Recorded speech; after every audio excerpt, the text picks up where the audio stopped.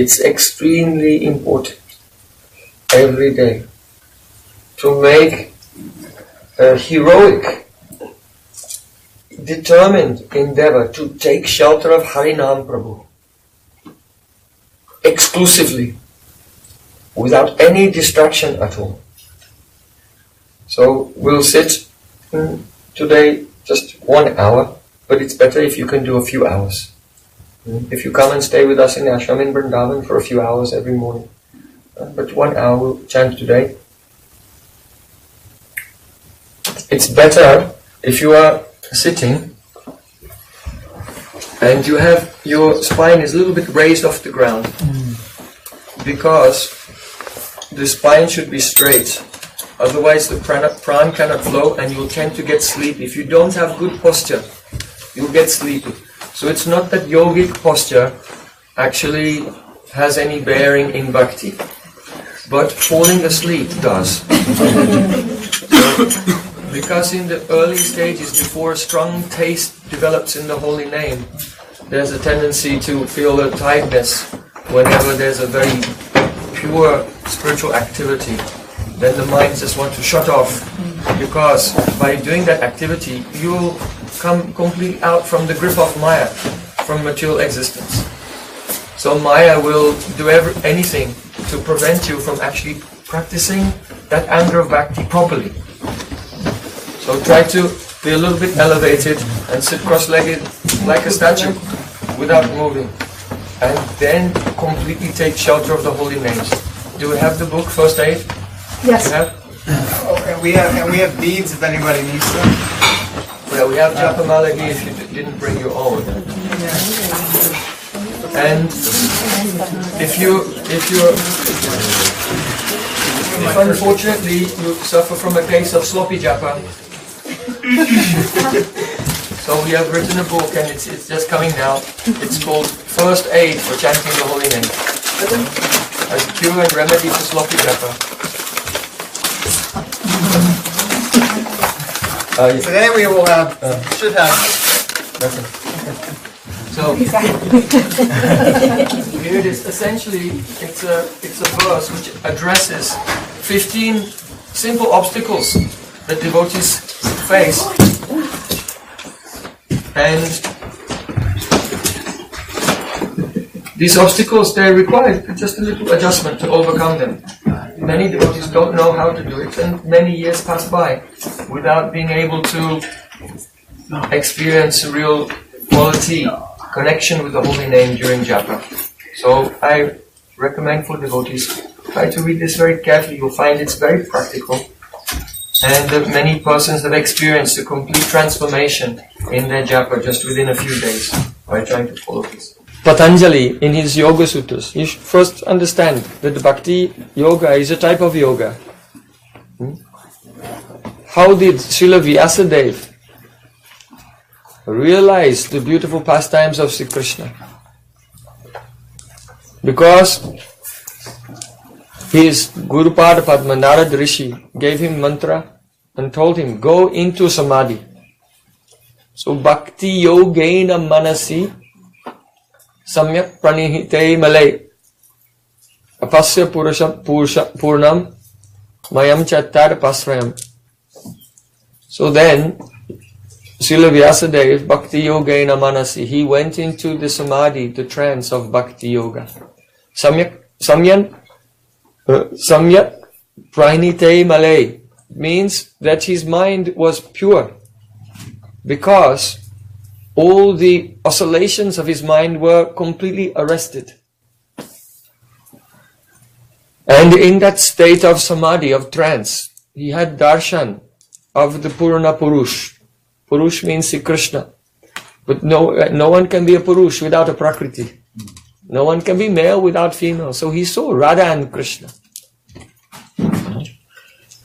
in his trance. So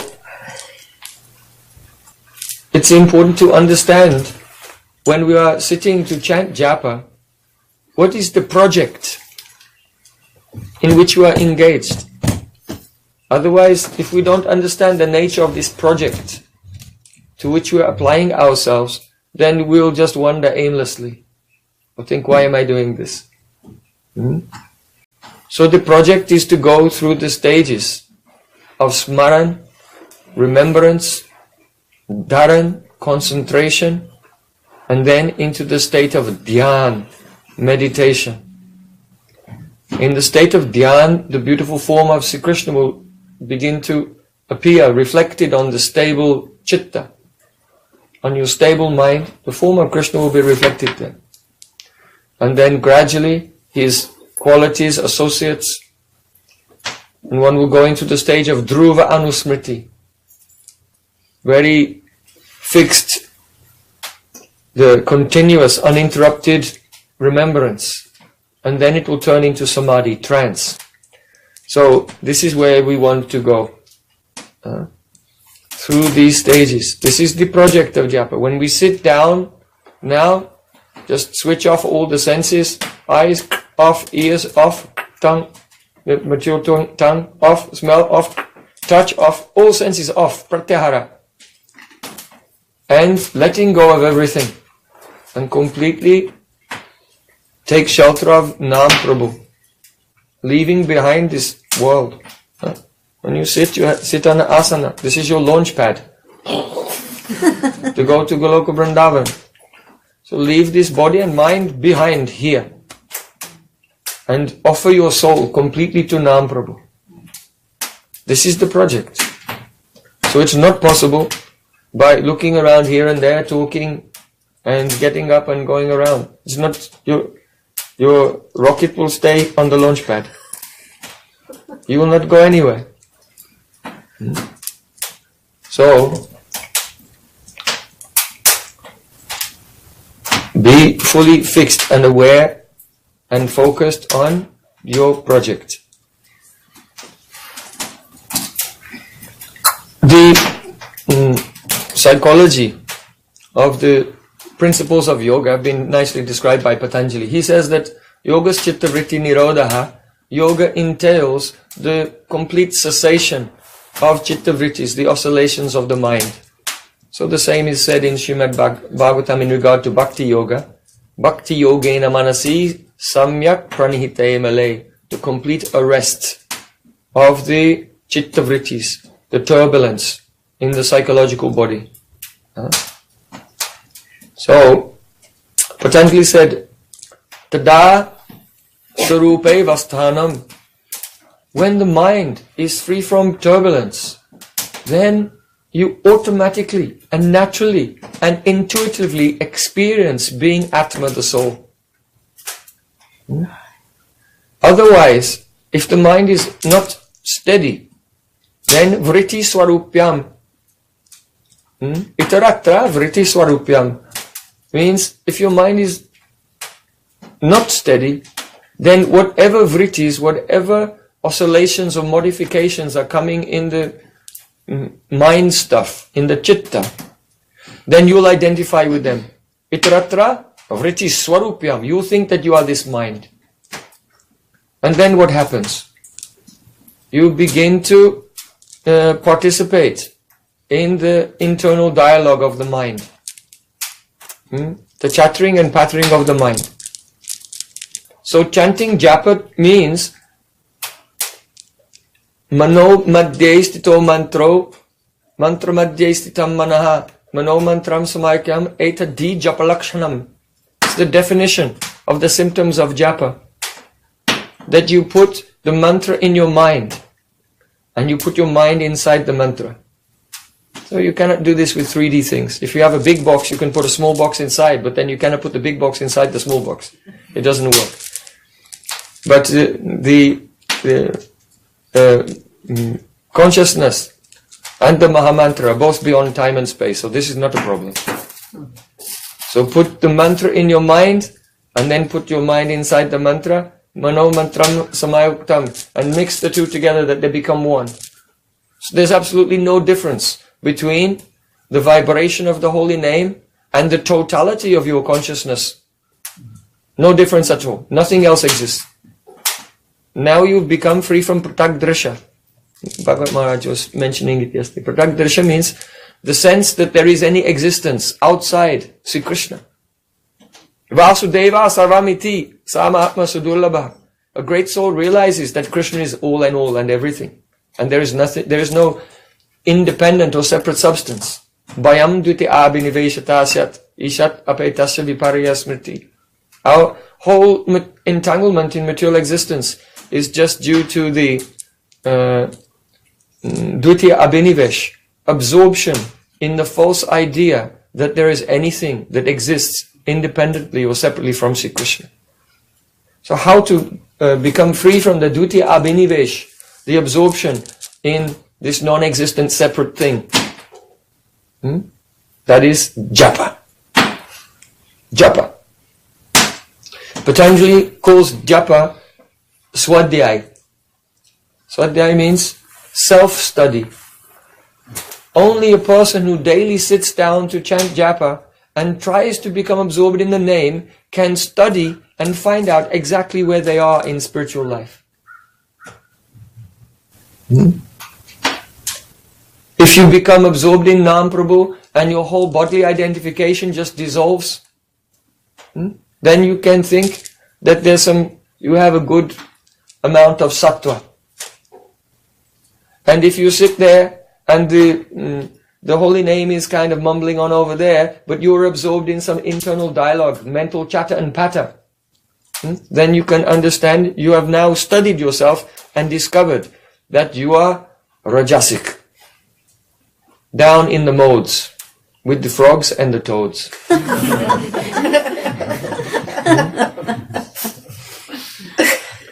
So to participate in the internal dialogue, the chattering and pattering of the mind while chanting Japa is called Nam Aparad.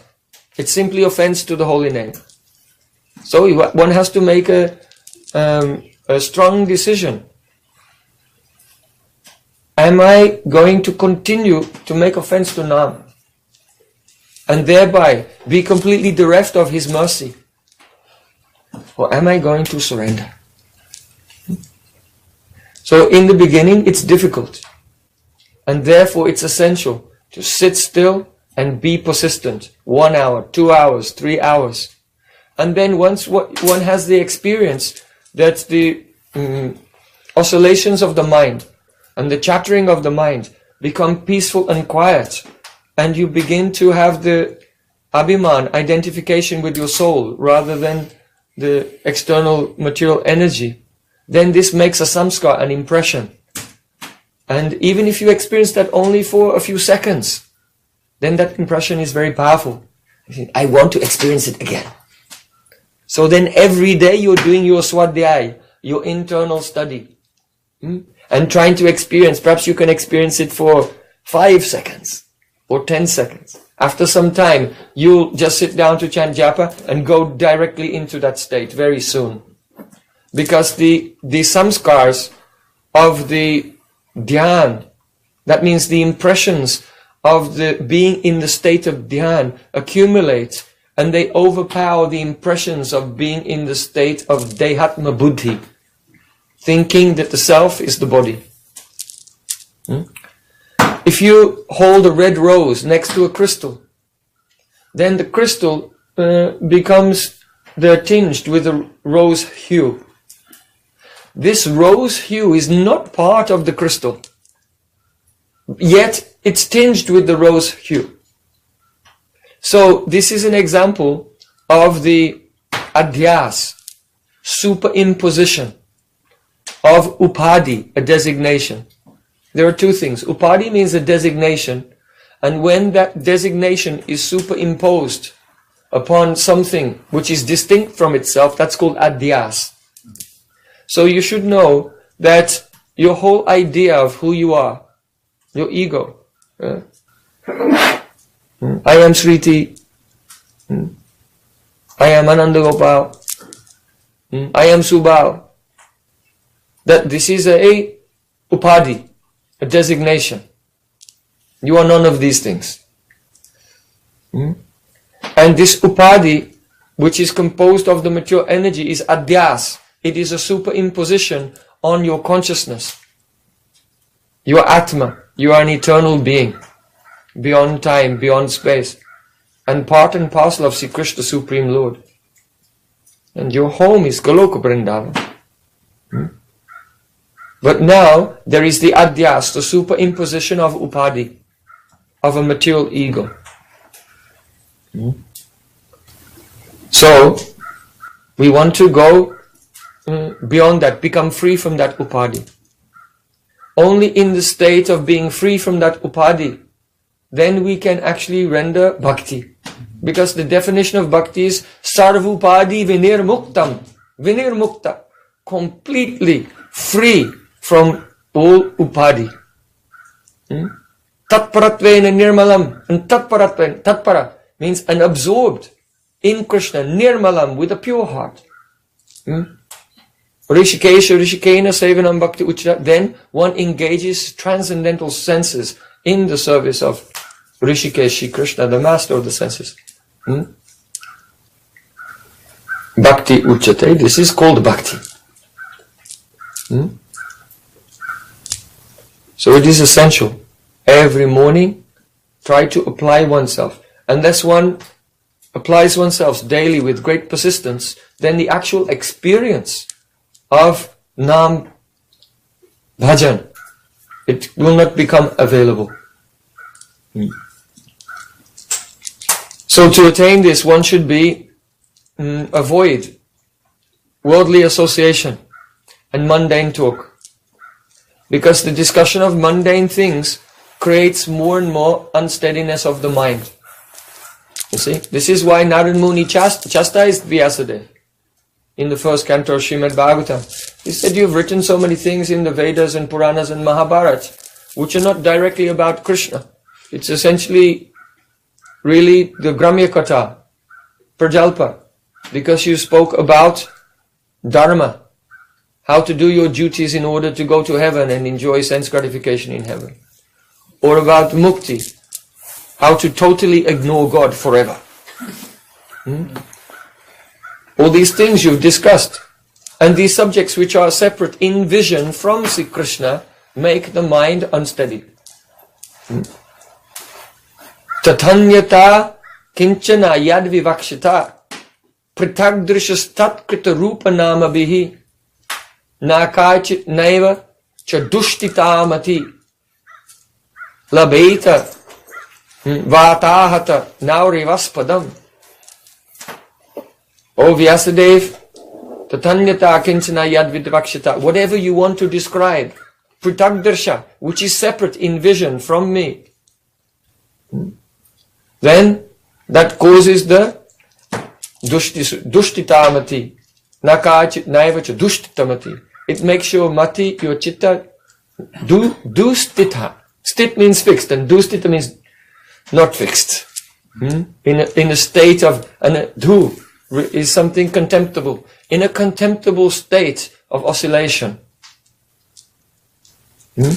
So as long as that state of oscillation is there, then nakai chit naiva, there is no chance whatsoever of experiencing samadhi or trance. And one's whole life is what? Labeta vata hata now ivaspadam. You are simply like a boat with no steering mechanism, just being blown around the material world by the wind of a mental speculation. So in this verse, it's actually all the verses are like this. They're exquisite. They're so elegantly composed. Every single word is so precise and scientific and descriptive in the most vivid way.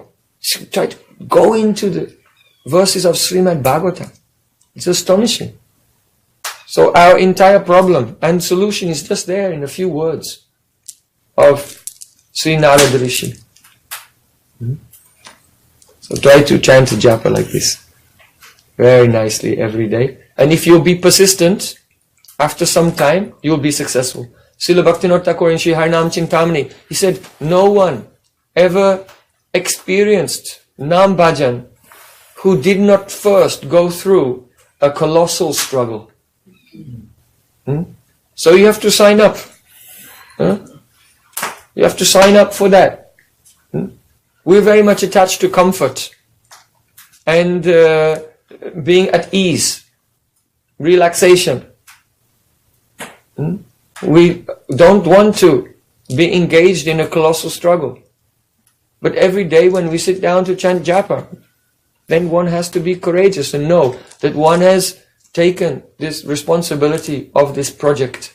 By receiving Harinam from Guru, you have accepted this responsibility. So if you don't apply yourself with great discipline and persistence daily, then one is shirking one's responsibilities to Nam and to Guru, to Krishna. And then what can we say? Material existence will go on without respite. So, another important thing is the mind is extremely powerful. And the soul, the conditioned souls who are covered with anarthas are very weak. And therefore, they cannot generate the momentum and determination to engage deeply in relationship with Nam Prabhu. And therefore, sadhu sangha is necessary. Unless we come into the association regularly, or as much as we can, with those who have realization of the holy name, then we'll be weak, we'll be flabby, we'll be a kind of couch potato of the world of bhajan.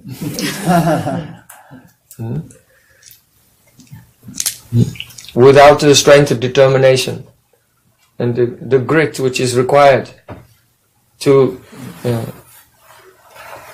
follow the path of Nam Bhajan.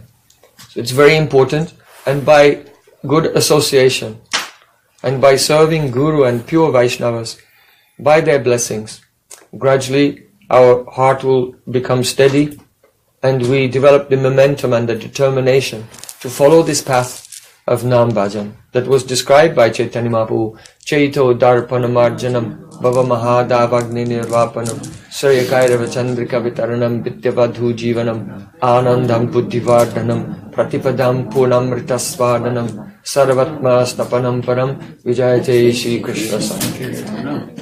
The cleansing of the heart, the complete state of peace that comes from transcending the physical plane, the fire of material existence. And then the opening of auspiciousness, the blossoming of the heart, and the appearance of one's spiritual form. And then anandam buddhibhardhanam pratipadam punamritasva. At every step, the nectar of Krishna's service.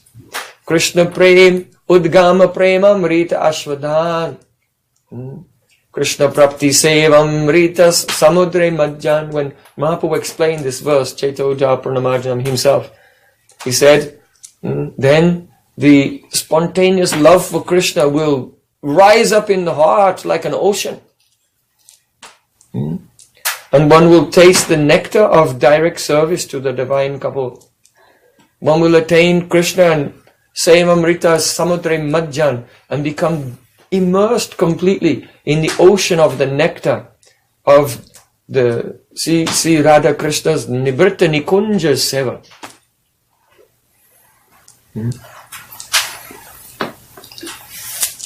This morning was, everyone came together to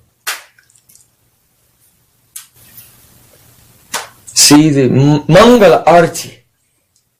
Mangala means auspicious. If you don't begin the day with a Mangala Arati, then your day will not be auspicious. But if you begin the day with a Mangala Arati, then everything will be Mangal.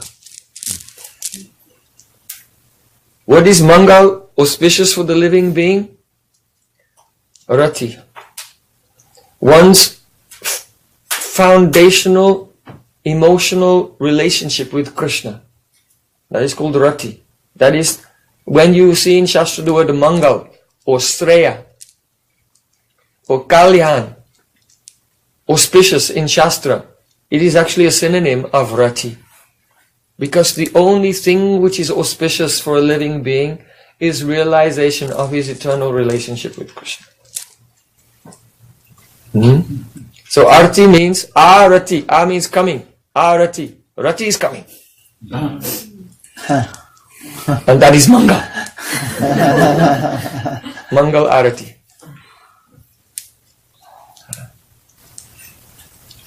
So the song that we sing was very mercifully composed by our Srila Bhakti Pradhan Keshav Goswami Maharaj. And very kindly is written in beautiful poetry the meditation for our morning absorption. First, Mangala Sri Guru Gaura. What is auspicious? Our auspiciousness begins when we remember Sri Guru. Sri here means the treasure, the wealth. So Sri Guru means that Guru who is in possession of the wealth of Krishna Prem can be called Sri Guru.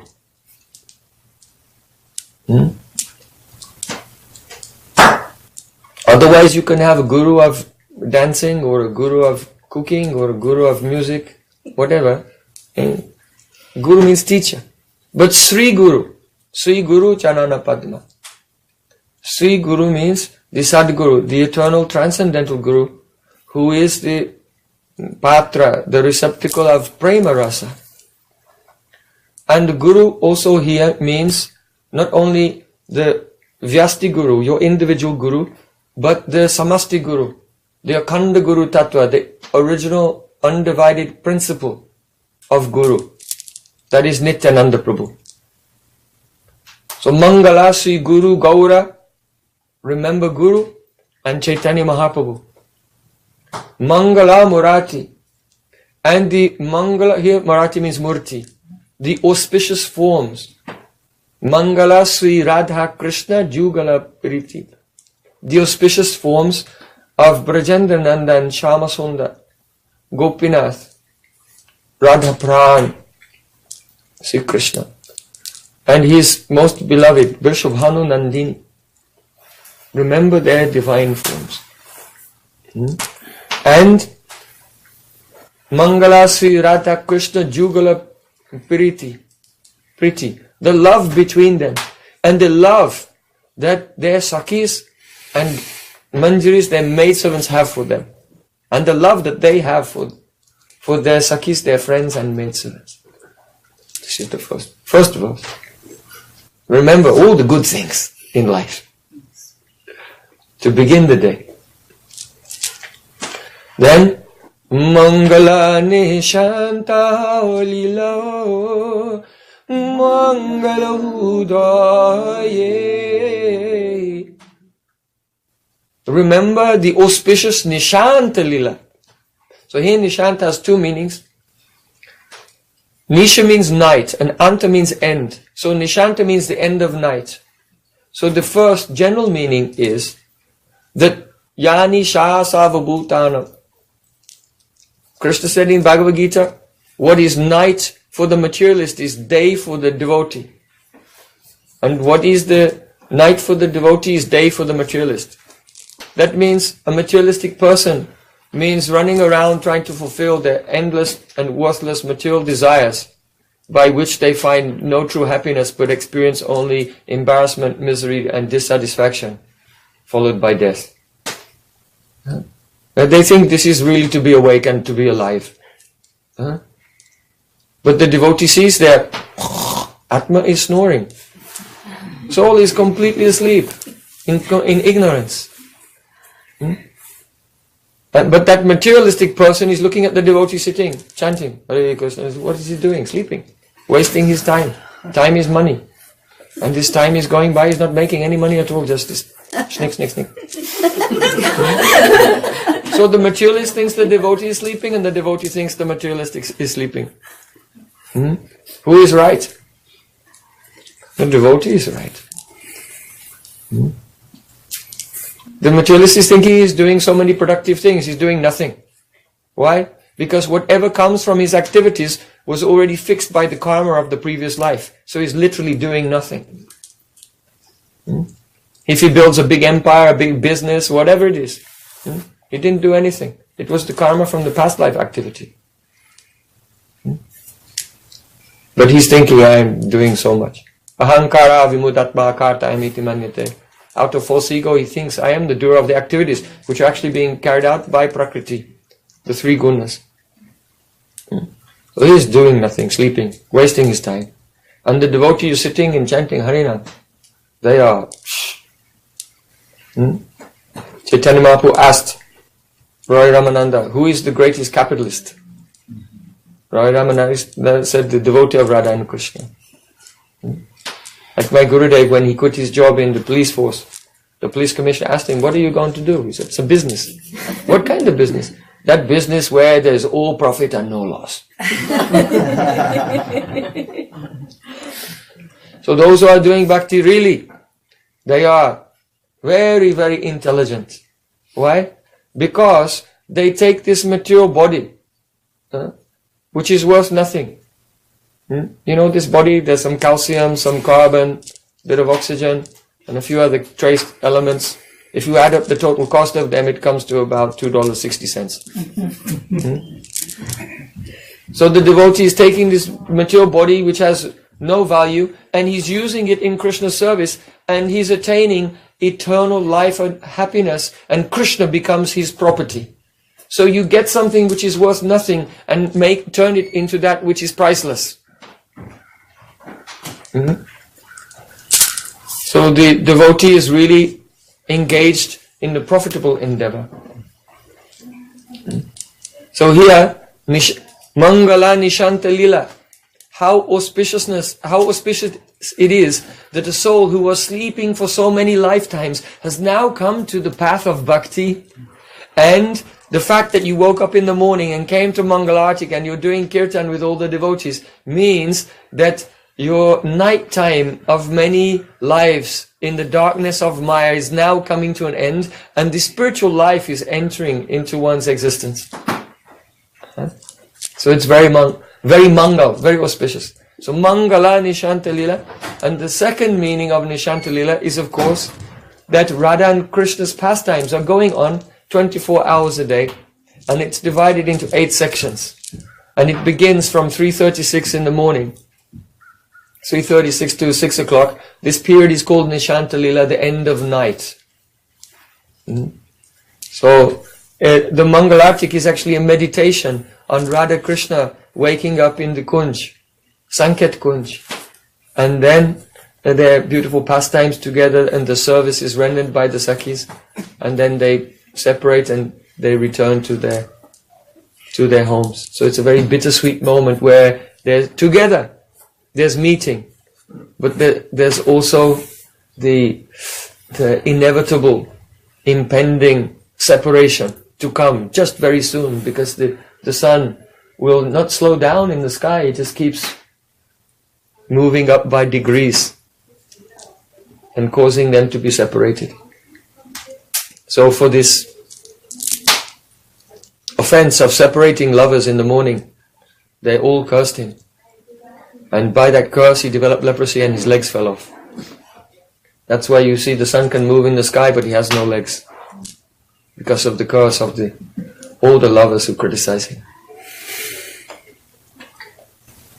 So, Mangala Nishantalila Mangala Uday. Mangala Arati Jagi Bhagata Hriday. It means, may this auspicious Mangalati awaken in the hearts of the devotees. We are not practicing Krishna consciousness to be forever in a state of no anubhav, realization, anubhuti. We are searching for realization. And so in Mangalati we are praying.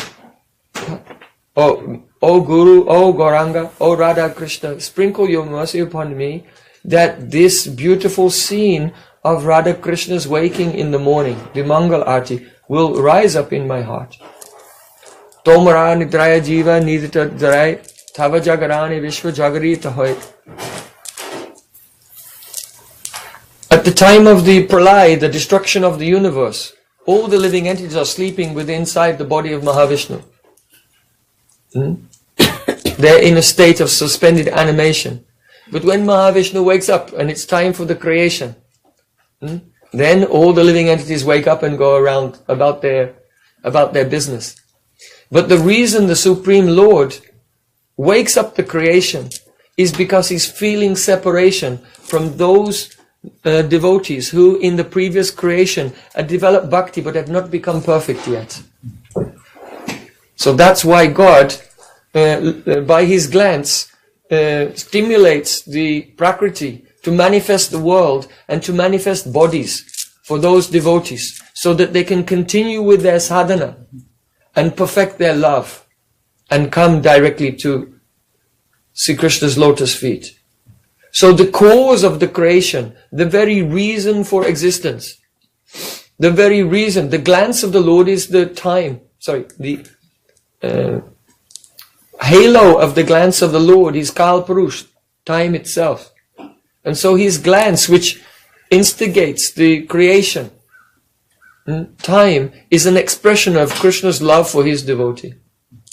So you should know the only reason that the finger is moving on the clock is because of Krishna's love for his devotee. The only reason why there's a past, a present and a future, and you're moving through time, that is a current only of Krishna's love. That's why we exist, that's why everything exists. So Krishna creates out of love for his devotee, and incidentally all those who are not devotees also get bodies according to their past karmas. So this is the first meaning of this line. When Supreme Lord wakes up, he instigates Prakriti to let loose the whole creation, and the purpose of it is only for love.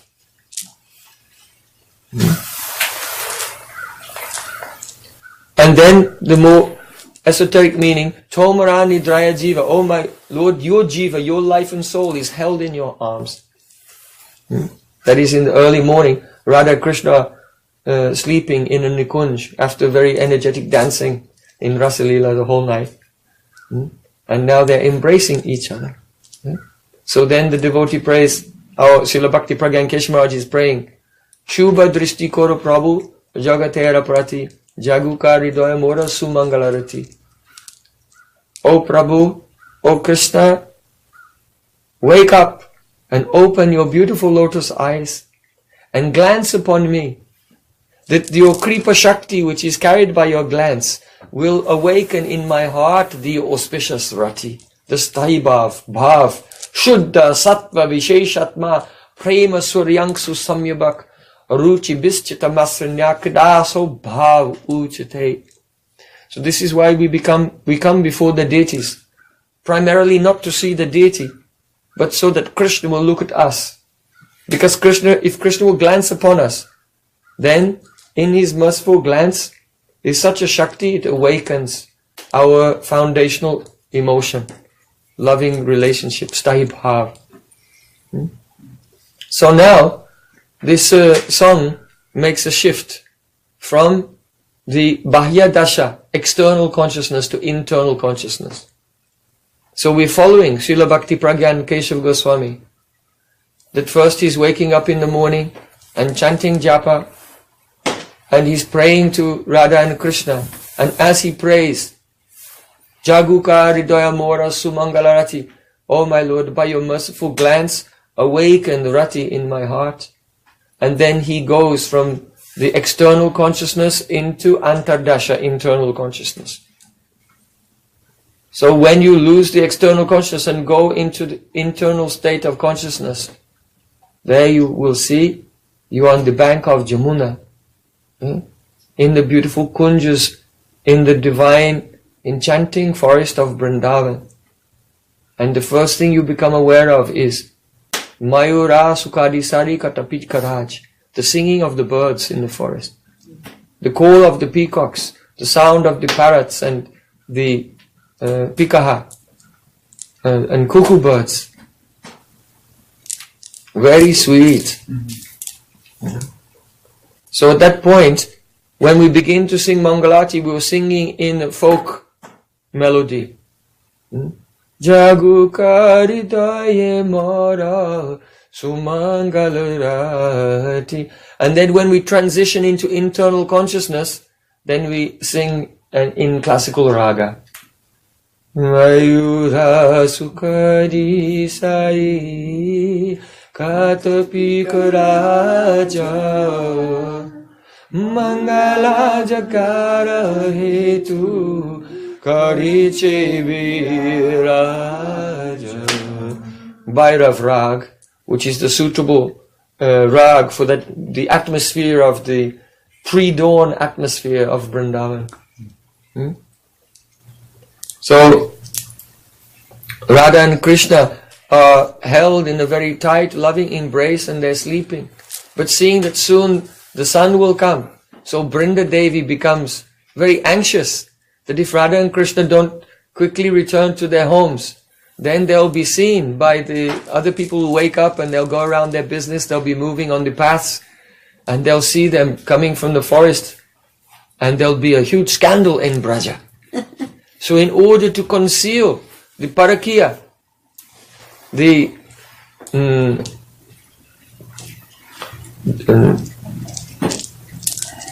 can say the ethical relationship of Radha and Krishna.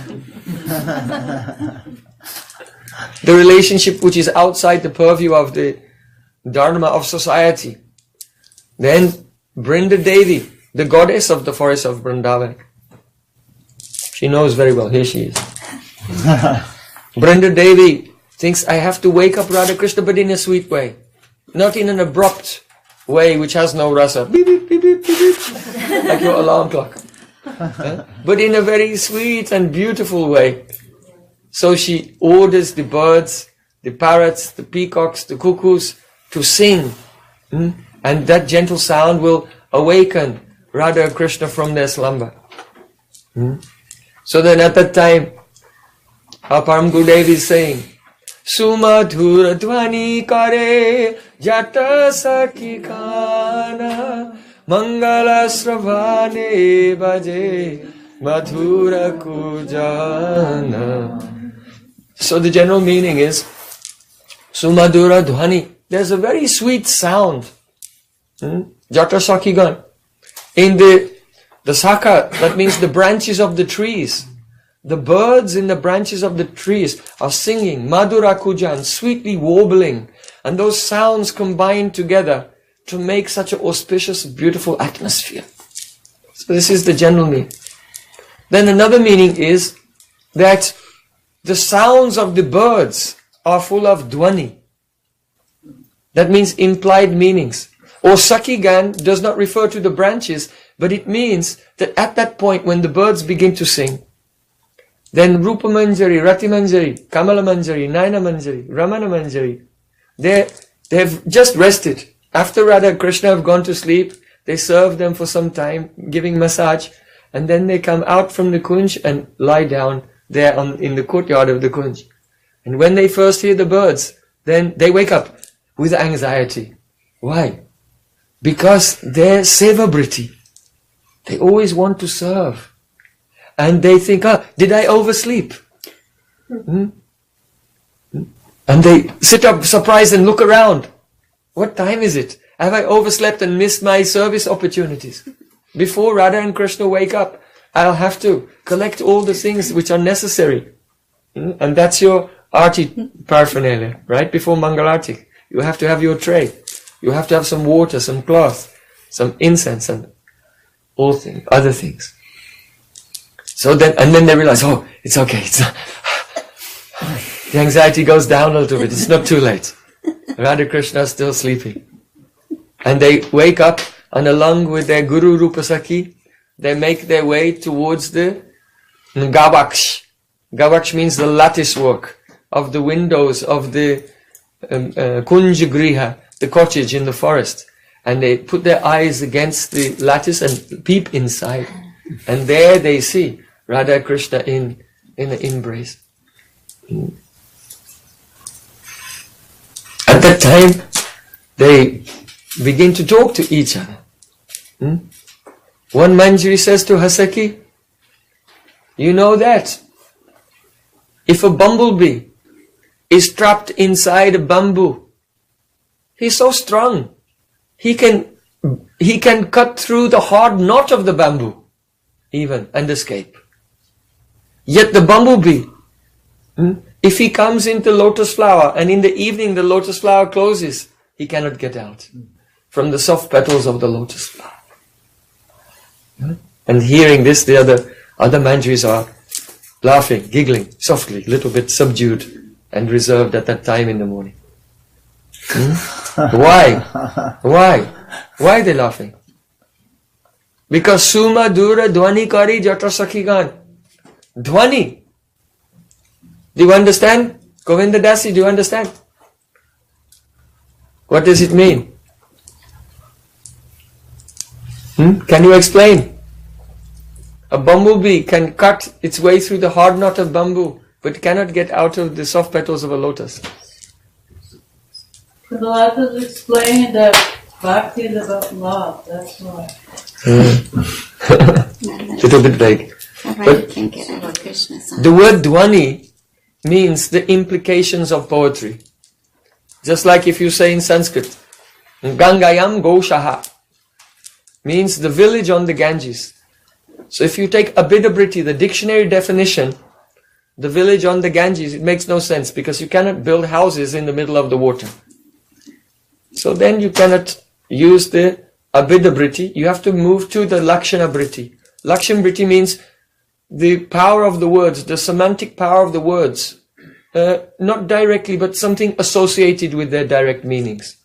So Gangayam Gosha, the village on the Ganges, means the village on the bank of the Ganges. Because the bank is something associated with the Ganga.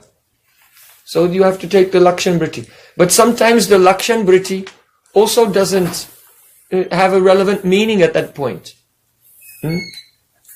So then you have to take the next level of semantic power, and that is called the Vyanjanbriti, or Dhwani. Dhwani. The implied or suggested meaning. So perhaps someone asks you, oh, I want to visit your house. How can I go there? And the person replies, Gangayam Gosha. My village is on the Ganges. So those are the words, but the implied meaning is, if you want to visit me, you can come by boat. Because my house is on the river. So you can come by. So he's not saying you can visit by boat. But the words, the village on the Ganges, actually that's what it means. By Dhwani, by Vyanjanbriti. So here, Suma Dura Dhwani Kori Jata Sakhigan does not only mean that the birds are singing, and the sound, the Dhwani means sound. But here it means that the birds and also the Sakhis, the maidservants of Radhika, they are speaking with each other, and the Dhwani, the implied meanings of their poetry, is Sumadur, excessively sweet. So when she says that the bumblebee can cut through the hard knot of a bamboo, but cannot escape from the soft petals of the lotus flower, the meaning is this: Krishna is very strong. And he was held tightly by the coils of Kali and Nag. But Krishna is Kaliya Daman. All the names of Krishna are full of rasa. Hey, Kaliya Daman. But the rasa comes from the Dhwani. Krishna Kaliya Daman. That means you were held so tightly by the embrace of Kaliya, but he could not hold you. You broke free. But you cannot break free from the soft embrace of my Swamini Shrimati Radhika. Kaliya Daman, how strong are you? Because when the bumblebee goes in the lotus flower, he drinks nectar, and that nectar makes him become so intoxicated and so blissful that when the petals close, he can't be bothered to get out. He's happy there, doesn't want to go anywhere else. So, the Dhwani of the words of the Sakhis is, oh, just see how strong. Krishna today was wrestling with the cowherd boys. He defeated so many cowherd boys. Sometimes Sri Ram would have him in a tight grip, but Krishna would easily escape from his strong arms. But just see, Krishna cannot escape from the slender, tender arms, the embrace of my Swamini Shrimati Radhika. So Sumadura Dhwani Kori Jatasa. Like this, they're all peeping inside and talking to each other, but never directly. Brajabasis never speak directly. If you speak directly, this is in this prosaic habit, then it means that when the love is there. Love is always expressed indirectly, never directly. Sumadhura dhvani kari chacha sakhi. Gradually, Radha and Krishna, they open their eyes and they sit up. But when they sit up, then Krishna's hair is entangled in Radhika's nose ring. And Radhika's hair is entangled in Krishna's earring. They're kind of... and they're too sleepy and their eyes are rolling from tiredness to figure out how to get out of this bondage. Gopis say, oh, Mukunda. Balo Hari Hari Mukunda. Murari. Mukunda means who frees everyone from bondage. But Krishna wakes up, he kind of is back again. Hey Mukunda. You see? How all the names of Krishna, they're so full of rasa. But the rasa is not in the direct meaning. In the dhvani. Sumadhura dhvani kari. Bolo Hari Hari Mukunda Murari. Rama Krishna Hari. Perhaps on another day we'll go through that whole song. So, then Manjari see, oh, our service is needed. Rupa Manjari, Rata Manjari, they go into the kunj.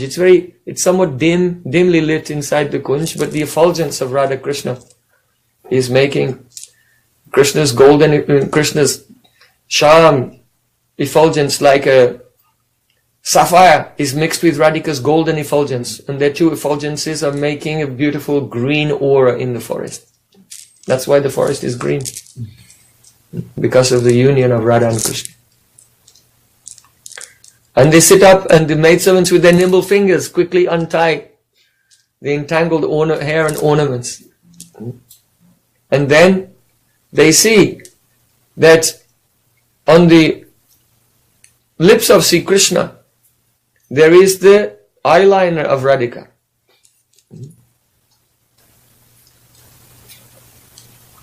On the body of Radhika there is the sandalwood paste of Krishna's decorations that melted with his perspiration and dripped onto the body of Radhika. And on the body of Krishna there is the kumkum from the body of Radhika that dripped onto the body of Sri Krishna. There are stains on the cheeks of Radhika from Krishna's chewed tumble.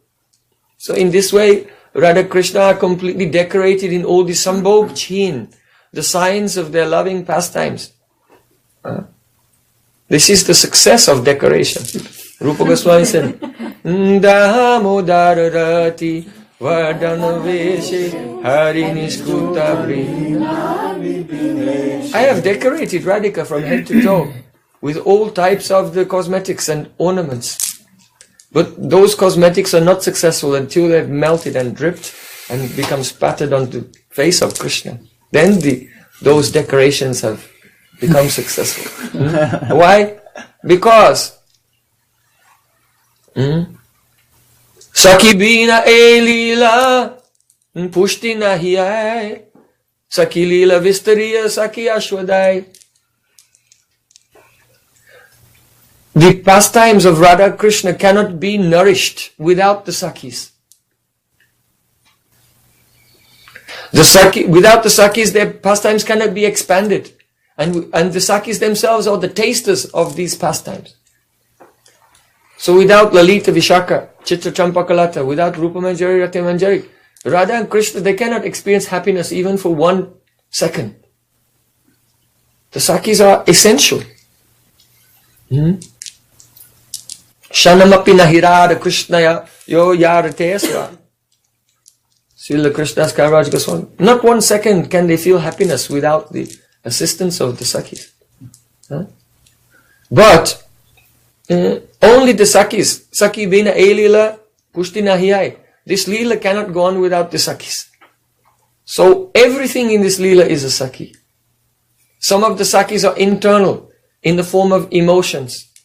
For example, when Radhika sits up and she sees and she remembers what happened the previous night, then one Sakhi comes, Lajja Sakhi, the Sakhi of shyness. And she takes over the mind of Radhika. So the emotions, the bhavs are also Sakhis. The ornaments are Sakhis. The cosmetics are also Sakhis. So it is said, Pranayamaya Vayasya Kunjaranda Pitakshi Shititalamanu Murcham Patanti Pratirata Vidadhano Chestita Chitra Chitrae Smaranibrita Nikunje Radhika Krishna Chandro. Oh my dear mind, remember, in a very solitary, secluded bower in the forest of Vrindavan, Radha and Krishna are together. At that time, Pranayamaya Vayasya, they're friends of the same age.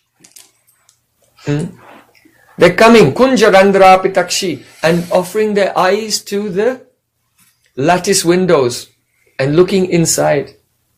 Pratirata Vidadhano, and when they see the mutual exchange of loving pastimes between Radha and Krishna, Chittita Chitra Chitra, which are so artistic and astonishing, then Chittitalam Anulabdhananda Murcham Patanti. Now they feel that their life is success. They have arrived at the destination of their whole life's purpose. Beholding the beautiful pastimes of Radha and Krishna. And being filled with the Ananda, the overflowing Ananda coming from Radha and Krishna. Then Murcham Patanti, they faint and fall to the ground. And now they cannot move and go anywhere. Because they've arrived at their destination. And they fall unconscious in ecstasy to the ground. So, because the ornaments, because the cosmetics of Radha and Krishna are also Sakhis, when those Sakhis reach their destination, they faint and they stay there. So the Kajal Sakhi, that means the Sakhi of Radhika's eyeliner. When she arrived at her destination, the lips of Krishna, she fainted, so she stayed there. When the Kumkum Sakhi on the breast of Radhika melted and dripped onto the chest of Shri Krishna, then that Kumkum Sakhi, oh, I've reached my destination, fainted. So she's still there in the morning. So in this way, their ornaments and their cosmetics are like Sakhis. And they fainted in ecstasy when they arrived at their destination. Oh, now my life is successful. But the problem is that Radha and Krishna cannot go home being decorated in the Sambhog Chin. So they'll have to be removed. And that's why the Pujari in Mangalarti is coming with the water and the cloth. So first she puts the water in the conch. That means the maidservants are coming and putting some fresh, fragrant water on the bodies of Radha Krishna and taking it across and wiping away the Sambhog chin. But as they wipe away, as these chin are the signs of Sambhog meeting, then as they're being wiped away, that means it's as if they are erasing the pastime itself. And it's awakening the Vipralamba Bhav. When the Sambhog chin is wiped away, when meeting is wiped away, then you are left with separation. This is the bhav of Mangalarti. So the devotees are watching the arti and seeing the offering of the water, the offering of the cloth, like this. And the nectar of the union is being wiped away. And the pain of separation is rising up in the heart. Radha Krishna come out from the kunj and they sit down on a beautiful Ratnavedi, a platform of jewels. At that time, some of the Sakhis and Manjaris, they go into the kunj to collect the Mahaprasad. The drops of chewed tambour of Radha and Krishna. This is Mahaprasad. And because their necklaces were broken and jewels and pearls were scattered here and there, they have to collect them and restring those ornaments. So for that they'll have to come to the bed and search for the jewels here and there. While they're searching, then some parrots who were in the kunj, it's the nature of parrots, they just repeat what they heard. So as they're collecting the jewels, they hear one female parrot is saying to the male parrot, "You're only repeating what you heard." Oh, don't, that hurts. I am not Hiranyakashipu. So like this, Sumadura Dwani Kori Jata Saki Gan. Even the birds, they are speaking the words of the heroine. And when the maidservants who are collecting the jewels hear, then the Dwani, that is the implication of the words spoken by the parrots, fills their heart with the visions of Radha Krishna's beautiful pastimes. I am not Hiranyakashipu. So, at that time, Lalita Sakhi and Brinda Devi come into the Kunj. And Lalita Sakhi sees the bed of flower petals. And they become crushed in the middle. And where the petals are crushed in the middle, there is they are tinged with the chandan, sandalwood paste. And on each side, some petals are crushed and they are tinged with a footlac. And in this way, Lalita Sakhi experienced the spurti of Radha Krishna's Leela. She's so astonished. And Brinda Devi said, Chakridaya Rajasi Ranjita Sutra Badha Gokarna Macha Chikura Navavidya Karna Sayam Kuta Pravara Vibrama Kushalani Radhadi Gisabata Vairajitam Jigaya. Brinda Devi, the goddess of the forest of Vrindavan, with great astonishment, seeing all the various cosmetics in different places on the flowers, she said, oh, it seems that just yesterday, Chakrida Ya Rajasi, that this girl, Brishubhanu Nandini, was just a toddler, a baby, crawling, playing in the dust of the courtyard of Brishubhanu Maharaj. Chakrida Ya Rajasi Ranjita Sutra Badha, and her hair, now her hair is very long, all the way down past her waist, but then her hair was not long enough to make a veni, to make a braid, so it was bound in pigtails like this. Because she's a little girl. So Ranjita Sutrabadha, her hair was tied with a red sutra, red thread, in two pigtails like this, and the pigtails go karna matcha chikura. How long are they? Only as long as the ears of a calf. You know, in India, or a cow, they have ears, and the ears fall down like this, and they're flapping around. So Radhika is a little girl, and she has pigtails, and they like falling over, like over her face, going here and there when she's moving, just like the ears of a cow. Navabidda karna, and her ears were just freshly pierced.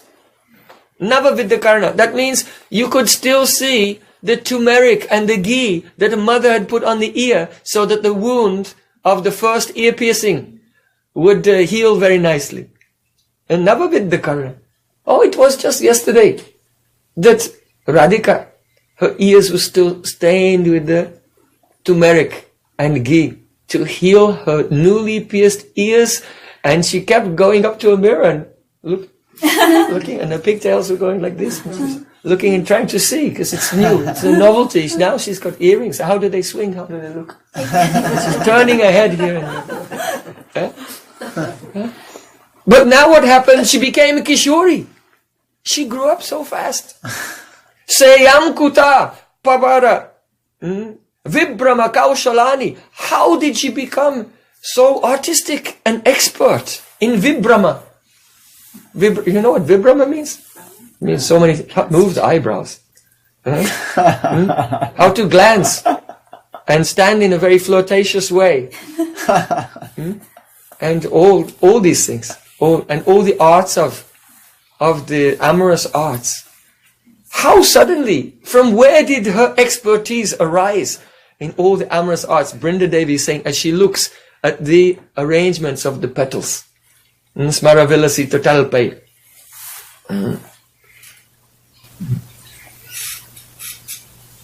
Vairajitam Jigaya. She became so expert that Krishna cannot be defeated by anyone. By seeing the arrangements of petals, it's understood that she has defeated Shri Krishna in the Surata Samhar, in their battle of love. So, in this way, Su Madhura Dwani Kori Jata Sakhigan.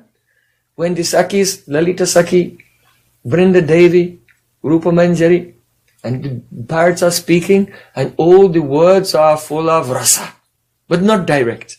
Everything is Sumadhura Dhvani Kari, in the Madhura Dhvani.